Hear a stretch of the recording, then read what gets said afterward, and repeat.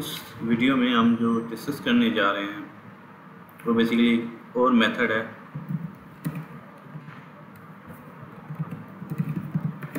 Method to pass parameter to the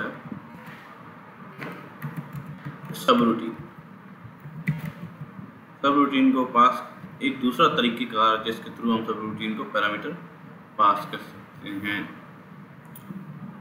तो ये आज की वीडियो का मौजू है अनदर मेथड। प्रीवियसली जो हमने मेथड डिस्कस किया था उसमें ये था कि हम पैरामीटर पहले स्टैक में रखवाते हैं, ठीक है, देन उसके बाद हम सबरूटीन को कॉल करते हैं और यहाँ पे ये कॉल की इंस्ट्रक्शन क्या करती है, रिटर्निंग एड्रेस रखवाती है। तो यहाँ पे हम ये रिटर्निंग एड्रेस को हम सेव करवा रहे हैं dx में। फिर वन बाय वन हम स्टैक से पैरामीटर गेट करते हैं। जैसे कि कॉल की इंस्ट्रक्शन ने क्या करती है कि सेव द रिटर्निंग एड्रेस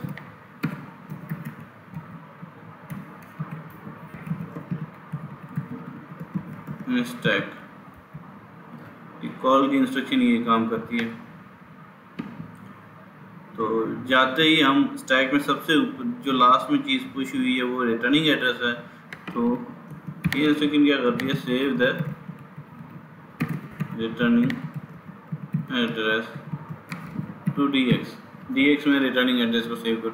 फिर हम जो पैरामीटर हमने पुश किए हैं वो गेट करते हैं, जैसे कि dx एंड dx। ये तरीक़ेकार है जो हमने प्रीवियस वीडियो में देखा था कि इस पैरामीटर कैसे पास किए जाते हैं। मगर इसका एक ड्रॉबैक है।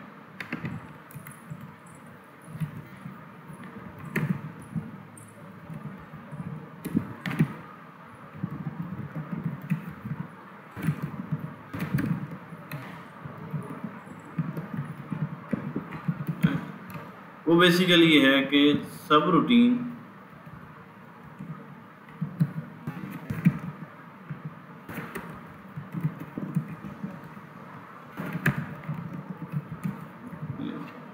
मतलब जो AX में मैंने कॉल होने से पहले 6 स्टोर करवाया था, अब सब रूटीन में AX यूज़ हो रहा है। यहाँ में देखें अब AX की वैल्यू सब रूटीन में अपडेट हो रही है। तो सब रूटीन शुड नॉट अपडेट। जो ड्रॉबैक ये है कि अपडेट द रजिस्टर वैल्यू। सब रूटीन का काम ये ऐसा होना चाहिए कि वो रजिस्टर की वैल्यूज़ को अपडेट ना करें, ठीक है। तो उसके लिए एक इंस्ट्रक्शन है जिसे हम कहते हैं पुश ए। पुश ए की इंस्ट्रक्शन क्या करती है कि रजिस्टर की वैल्यूज़ को सेव करवा देती है। जैसे कि मैंने यहाँ पे सब रूटीन के अंदर सबसे पहले मैं पुश ए करूँ तो रजिस्टर में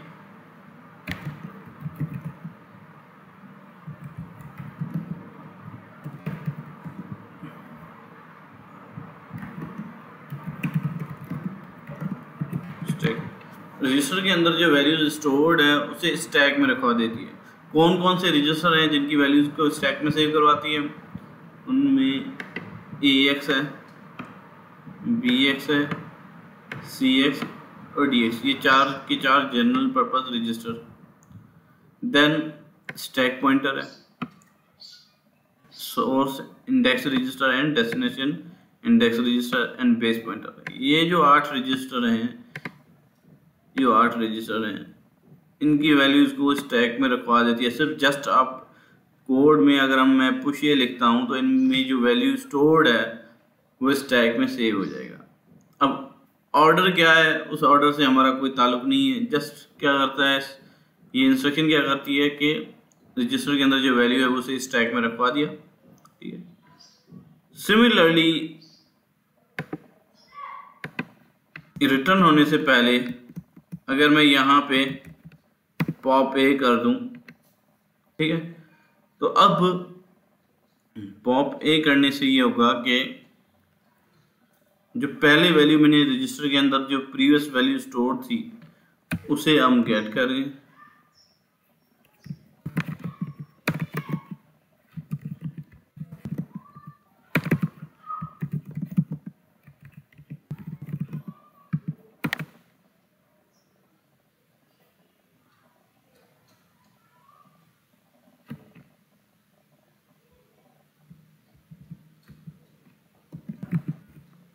back in register.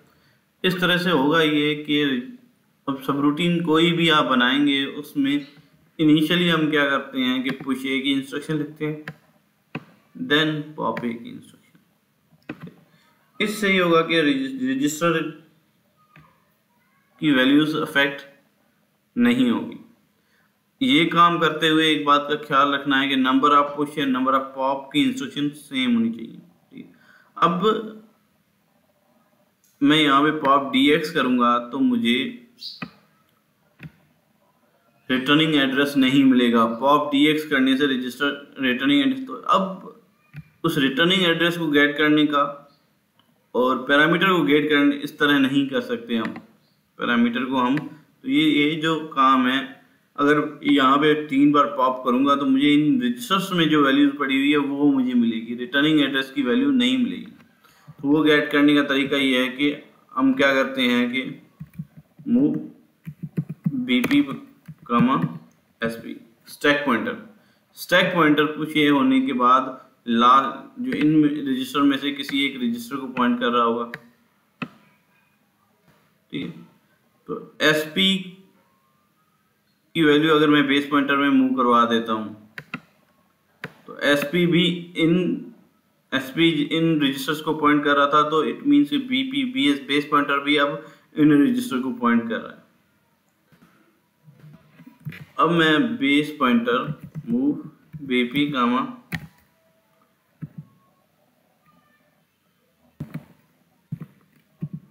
Base pointer plus 16 कर दूंगा तो अब इस केस में नाउ बेस पॉइंटर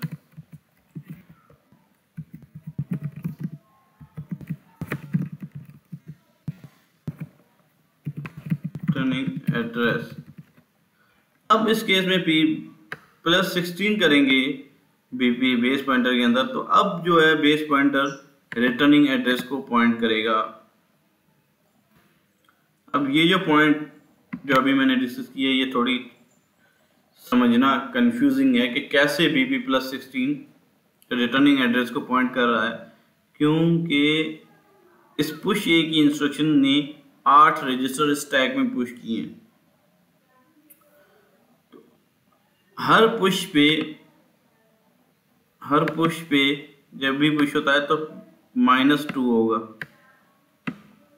सिर्फ इसका मतलब है कि टोटल माइनस कितना हो चुका है, 16 हो चुका है।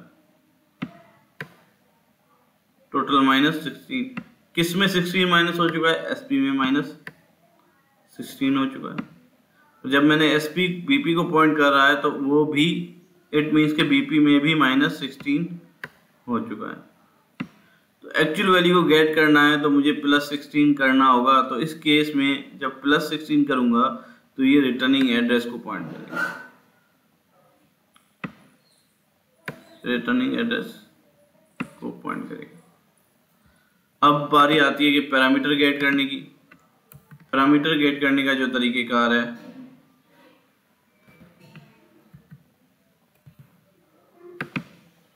ठीक है, वो तरीकेकार ये है कि move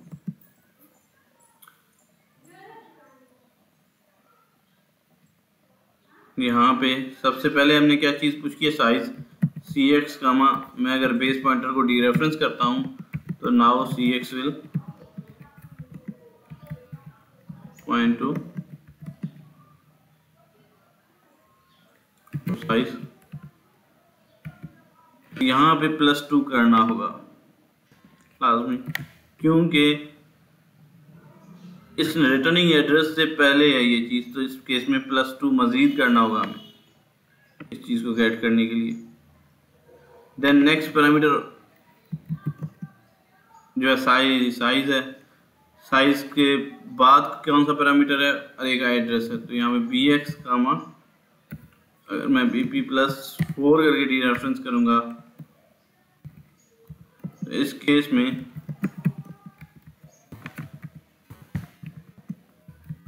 will point to the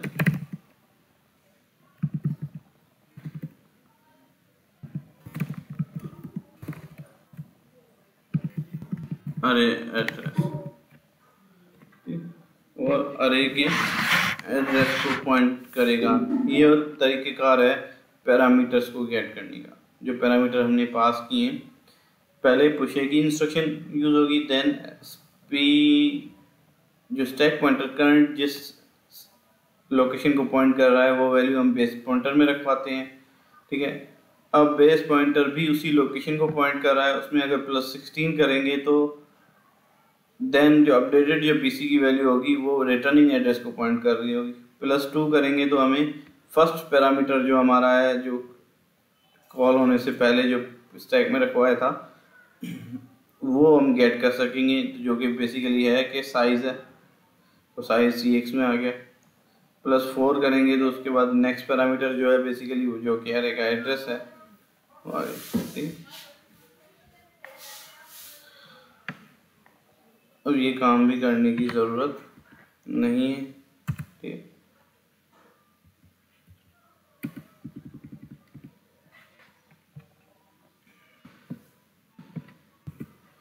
हमने रिटर्निंग एड्रेस को स्टैक, जो रिटर्निंग एड्रेस अलग काम हो गया। अब हमने जो काम करना है बेसिकली वो ये है कि ये जो आउटपुट आई है इसे रिटर्न करवाना है। ऐसे करवाना है कि ये वैल्यूज अफेक्ट ना हो। रिटर्न करवाने का तरीक़ेकार ये है कि रिटर्न करने जो चीज़ रिटर्न हो रही है उसके लिए भी हम स्टैक में एक डमी लोकेशन बनाते हैं, पुश EX। ठीक है, ये किसके लिए, रिटर्न, जो चीज़ रिटर्न हो रही है। एक रिटर्निंग एड्रेस होता है, एक रिटर्निंग वैल्यू मीन्स जो चीज़ सब रूटीन ने रिटर्न करनी है। तो इस केस में जो रिटर्न हो रहा है वो बेसिकली क्या है, सम है। ठीक है, तो उसके लिए भी स्टैक में एक चीज़ हम लोकेशन बना देते हैं, मूव BP +6 करेंगे तो मैं इस लोकेशन को एक्सेस कर सकूंगा। और यहाँ पे जो सम एक्चुअली EX में पड़ा हुआ है उसे हमने BP में, तो ये चीज़ क्या हो रही है, रिटर्निंग वैल्यू रिटर्न हो रही है। कल पॉप पे करेंगे और रिटर्न, यहाँ पे रिटर्न के बाद लाजमी 4 लाजमी करना है, रिटर्न 4। RT4 का मतलब ये है कि ये दो चीज़ें जो हमने स्टैक में रखवाई हुई हैं उनको स्टैक से उड़ा देगा। रिटर्निंग 4 मीन्स रिटर्न होने के बाद जो 4 बाइट स्टैक में हैं उनको स्टैक से पॉप कर देगा। ये भी वैल्यू स्टैक से उड़ जाएगी और ये भी। अगर मैं यहाँ पे 4 की जगह 2 लिखता हूँ, 2 लिखूँगा तो उसने जस्ट इस एक बाइट को स्टैक से उड़ाना है, ये वाली बाइट स्टैक में ही रहेगी। अगर 6 लिखूँगा तो इसने 6 बाइट स्टैक से उड़ा देंगे।